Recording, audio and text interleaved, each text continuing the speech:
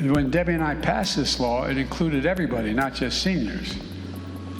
And so what happened was we said, okay, you know how much it costs to make that insulin drug for diabetes? Cost. It was invented by a man who did not patent it because he wanted it available for everyone. I spoke to him, okay? It's just the latest in a series of gaffes made by the President of the United States. Joe Biden was addressing a crowd of supporters in Hallandale Beach in Florida when he made a pretty bizarre blunder. While pumping up his administration's Inflation Reduction Act, he spoke about the impact it would have on those who have diabetes. How many of you know somebody with diabetes and needs insulin? Do you know how much it costs to make that insulin drug for diabetes? It was invented by a man who did not patent it because he wanted it available for everyone. I spoke to him, okay? The problem was the two men awarded the Nobel Prize in medicine for their discovery of insulin. So Frederick Banting and Professor John James Richard McLeod died before Joe Biden was even born. Mr. Banting died in 1941 and Professor McLeod died in 1935. Joe Biden wasn't born until 1942. Neither of those men were named on the patent because they felt it was unethical. However, the two other men, Charles Best and James Collip, who later purified the medicine, were alive after the president's birth and were named on the patent, but that is not what Joe Biden said in his address.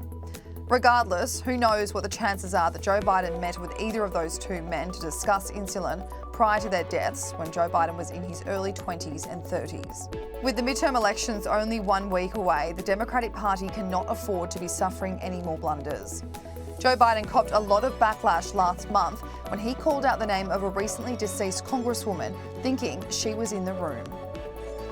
And I want to thank all of you here for including bipartisan elected officials like Representative Governor, Senator Braun, Senator Booker, Representative Jackie. Are you here? Where's Jackie? I don't think she was here. Republican Congresswoman Jackie Walorski had been killed in a car accident the month before.